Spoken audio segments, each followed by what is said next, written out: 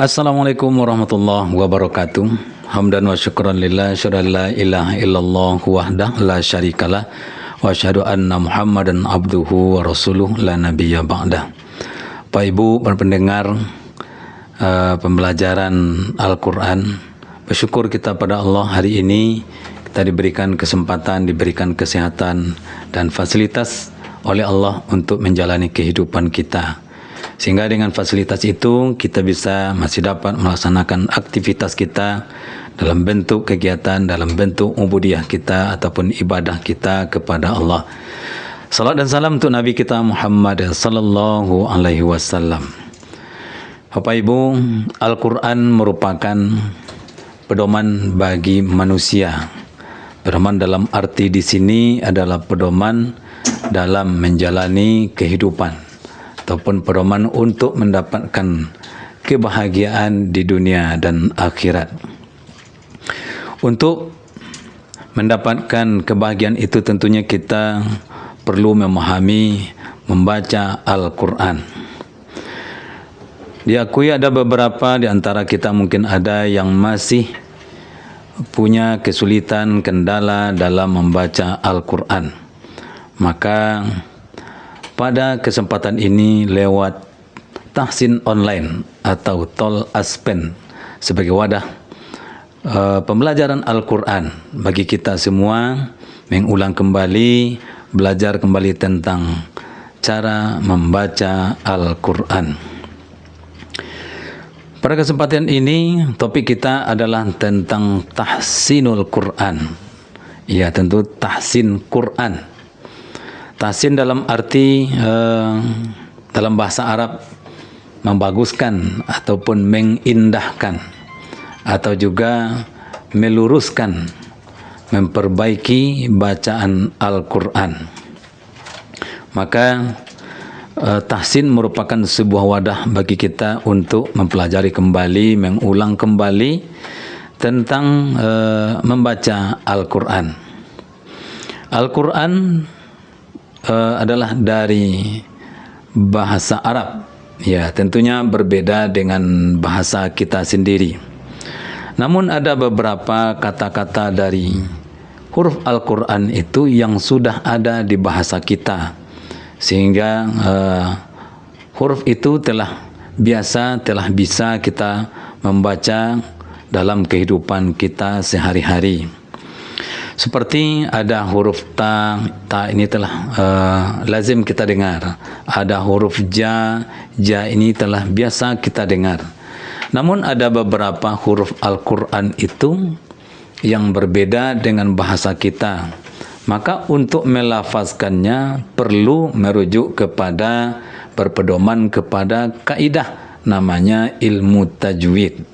Maka inilah yang kita ulang kembali tentang huruf-huruf Al-Quran itu sebagai pembelajaran kita pada hari ini. Kemudian pada tahsin ini ya kita memulai pada huruf hijaiyah ya. Nah, kita ambil di sini ada beberapa huruf hijaiyah yang mungkin kita perlu luruskan kembali, perlu kita perbaiki kembali tentang huruf dan huruf Al-Quran itu. Kita merujuk kembali kepada huruf Al-Quran. Ada huruf Al-Quran yang berdekatan secara bentuknya, mungkin sama-sama pakai titik ya. Ada juga huruf Al-Quran yang sama atau mirip dari pelafazannya. Nah, kalaupun ia berbeda bentuk, berbeda secara visualnya, tapi cara menyebutnya berbeda. Maka di sini kita melihat ada beberapa huruf yang kelihatannya mirip. Makanya di sini kita tulis ya, seperti ada huruf ya, ada misalnya H ya. Nih, ada H, kemudian ada lagi ya, ada kho, ya. Yang bedanya adalah kalau bentuknya mirip, ya, tapi pelafazannya beda. Ada ha, ada kho, ya. Ada juga yang mirip juga, sama-sama pakai titik. Misalnya ada za, ya. Iya, ini sama-sama pakai titik, tapi pengucapannya berbeda. Misalnya ini za, ya. Maka inilah yang perlu ditahsin, yang perlu diluruskan, ya. Ada lagi yang mirip bunyinya itu, misalnya ada ha di sini, ada ha yang ini. Dia sama-sama ha, tapi pelafaznya beda. Misalnya ini ha, ini ha. Nah, ini yang perlu bagi kita kita bedakan. Dalam ayat Al-Quran ada seperti kita membaca Bismillahirrahmanirrahim. Ini rahim di situ dipakai adalah ha yang ini. Ya. Kalau kita artikan dengan menyebut nama Allah yang Maha Pengasih lagi Maha Penyayang, dipakai rahim. Ya, rahim. Ya. Rahim ini artinya penyayang. Ketika kita berubah ini rahim ini, nah tentu tidak penyayang lagi. Berarti berbeda pelafazan ha yang kita baca. Maka ini akan merubah arti dari ayat itu sendiri.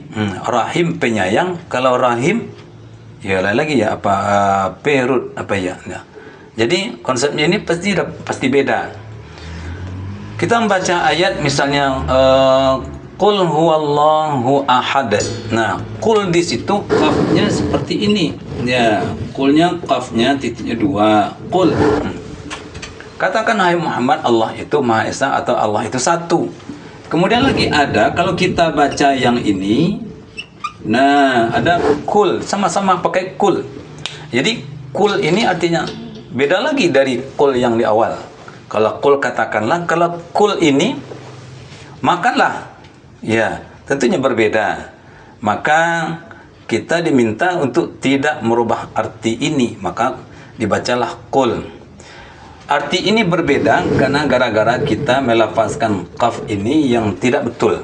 Artinya jadi berubah. Nah, makanya kita kembalikanlah ya melafazkan qaf itu seperti di sini qul. Nah, inilah disitulah perlunya tahsin. Ya, berbeda huruf tentu akan berbeda arti dari ayat itu. Maka perlu kita luruskan kembali, kita ya berpedoman kembali kepada ilmu tajwidnya ya untuk bisa membaca huruf demi huruf itu. Maka tahsin ini suatu hal yang perlu bagi kita dalam memperbaiki bacaan Al-Quran kita.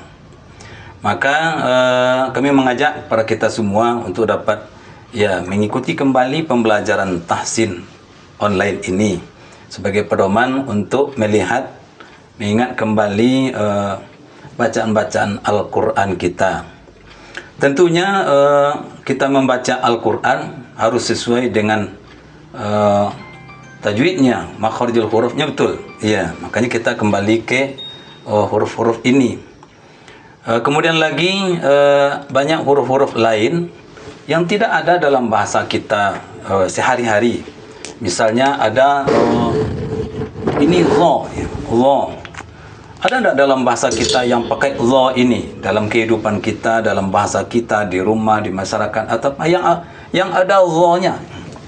Ya, kalau kita mungkin baca zalim, ya betulnya. Tapi kita membaca sehari-hari mungkin zalim, ya, bukan zalim, ya.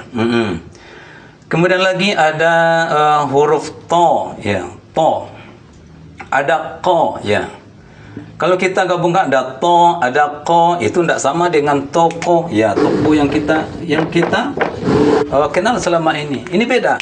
Karena to dengan ko ini beda. Ya, so ada to. Jadi kalau kita gabung jadi so to. Itu tidak sama dengan soto. Ya, maka itulah kita melafazkan huruf demi huruf ini kembali sesuai dengan kaidahnya. Maka itu alasannya kita berikan tahsin ini, karena ada huruf yang berdekatan secara visual bentuknya, tapi berbeda cara bacanya. Ada huruf hijaiyah itu yang berbeda bentuknya, tapi mirip dalam bacanya. Nah, ya seperti tadi, ya ada ha, ada ha, ya. Itu kan ha sama, tapi beda dalam melafazkannya beda. Ada yang mirip dari visualnya seperti za dengan za, sama-sama pakai titik. Tapi dalam pelafazannya juga beda. Ada za. Za itu ya di ujung lidah ya. Sementara za itu kadar penekanannya ke z, huruf zainya itu yang lebih kuat. Ya, makanya allazi bukan allazi, tapi allazi.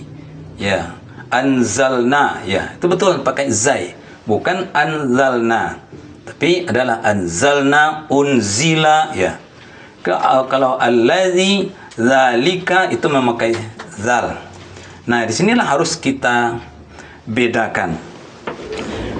Kemudian kita melihat kalau dalam ilmunya ya ada makharijul huruf itu ya tentunya dibagi. Pertama ada huruf al-jauf ya. Nah, dengan al-jauf itu ada alif, ada waw, ada ya. Ya, ini rongga, maksudnya al-jauf itu rongga mulut. Jadi di rongga mulut kita ini ada alif, ada waw, ada ya. Sebetulnya alif waw ya itu yang berbaris seperti ini, misalnya ko ya, ko. Jadi kan di rongga mulut. Ya, kadang ada a i u nya ya. Ada qila ya. Qi ya, ada yaqulu. Jadi yang alif ini yang berharakat ya di atas, yang waw ya itu yang ada qu, yang qi ini yang ya. Jadi bunyi a i u itu adalah dari rongga mulut. Makanya itu huruf al-jauf ya. Yang kemudian ada di sini telah sama-sama kita tahu ada tenggorokan. Ya, di sini ada beberapa huruf, ada huruf hamzah, ada ha. Ya, ada ain, ada ha, ada ghain, ada kha. Ya. Makanya kalau kita membaca an'amta itu ainnya adalah di tenggorokan. Siratal ladzina an'am, bukan an'am ya, tapi an'amta alai ya, alaihim. Ada ha ya, ha hamzah ha ya, ain ha ya, ha. Seperti ada rahim tadi ya, nirrahim. Ada ghain, ada kha. Nah, ini tergabung ke dalam kelompok huruf tenggorokan ya. Kemudian lagi kita masuk kepada ada di sini asyafatain ya, asyafatain. Asyafatain itu huruf bibir ya. Sebetulnya di sini makharijul huruf itu bukan tempat keluar huruf. Ya, ini perlu diluruskan lagi. Karena huruf itu tidak pernah keluar ya. Yang adalah yang tempat keluar bunyi huruf itu ketika kita lafazkan. Ya.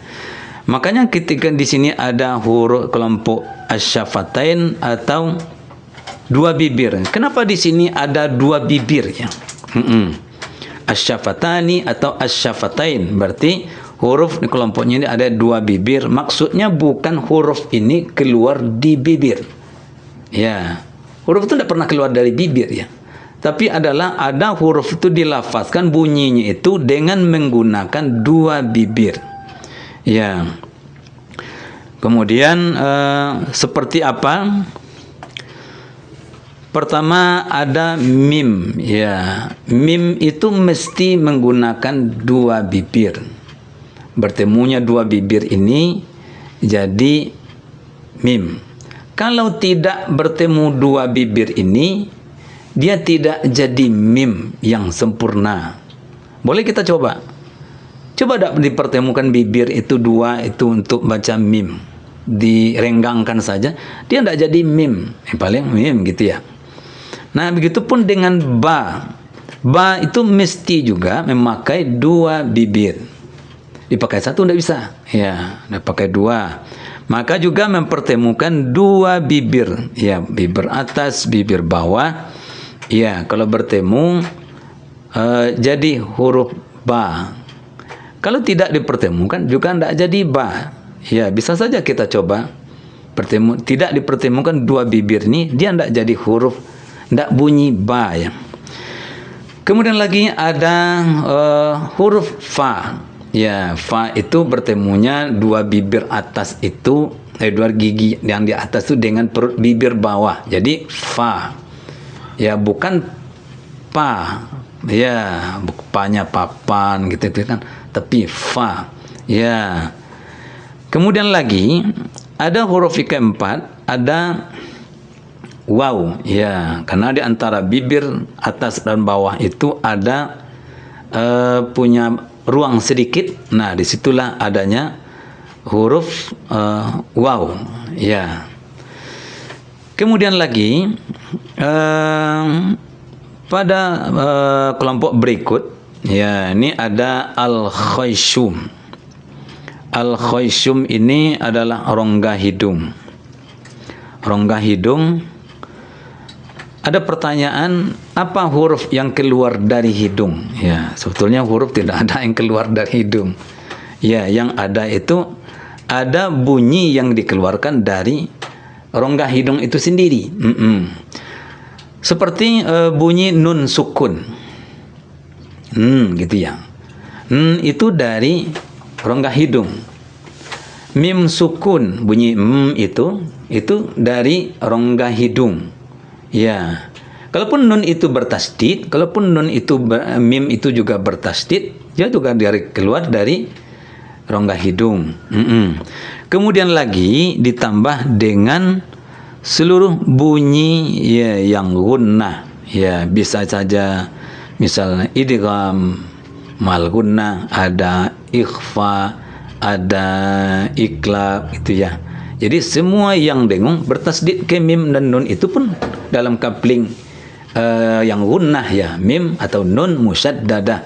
Ya, itu juga dengung, misalnya walamma atau inna. Nah, bunyi dan itu keluarnya dari rongga hidung. Nah, rongga hidung ini pun masuk salah satu dari pembagian makharijul huruf. Ya, selebihnya itu tinggal satu. Ini adalah huruf kelompok al-lisan atau lidah. Apa huruf lagi selain dari yang kita sebutkan dari yang 4 tadi? Tinggallah ada huruf qaf. Qaf dari pangkal lidah. Ya, pangkal lidah adalah qaf. Kemudian maju ke depan sedikit ada kaf. Nah, nanti ada lagi jim. Ada shin ya. Ada huruf ya, ada dha ya. Ada lam. Ada nun, ra, ta ya. Dal, ada ta, ada dha juga, ada sa ya. Ada sa, ada za, dan ya za juga di situ, ada so dan sin. Ya.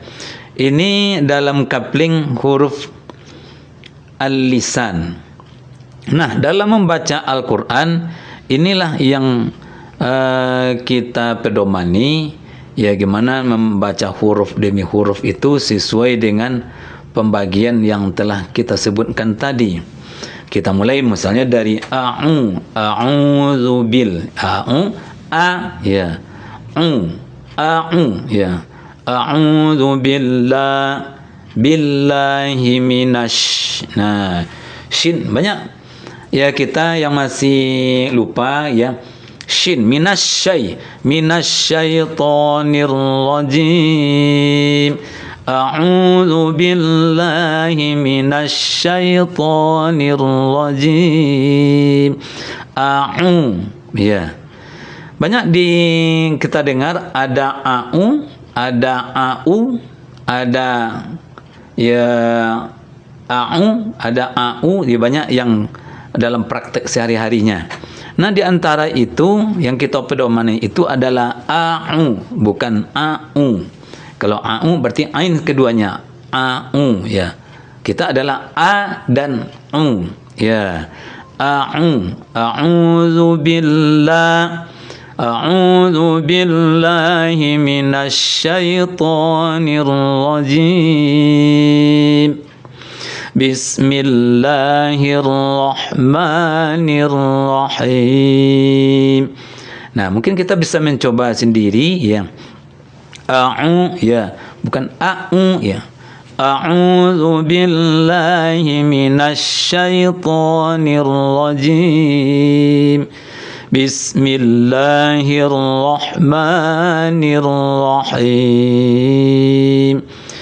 Nah, ini untuk secara sederhana perlu kita pedomani pembagian makharijul huruf tadi ya, membedakan a dengan a. Ini yang perlu bagi kita, membedakan za dengan za, membedakan ha dengan ha, membedakan ta dengan to ya, membedakan kho dengan kho.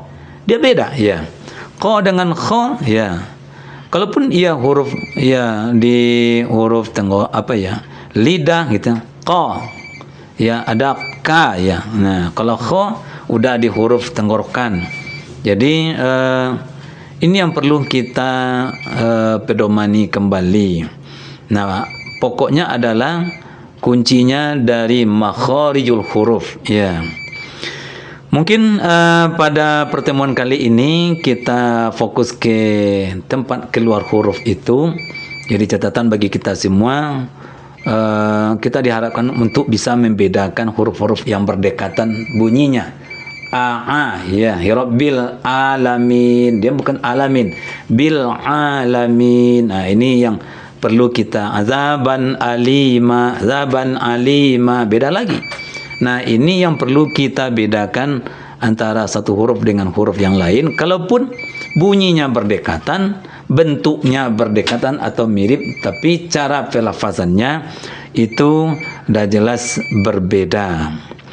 Nah, makin kita mampu untuk membedakan ini, tentunya bacaan Al-Quran kita insya Allah tentu akan betul dan sempurna.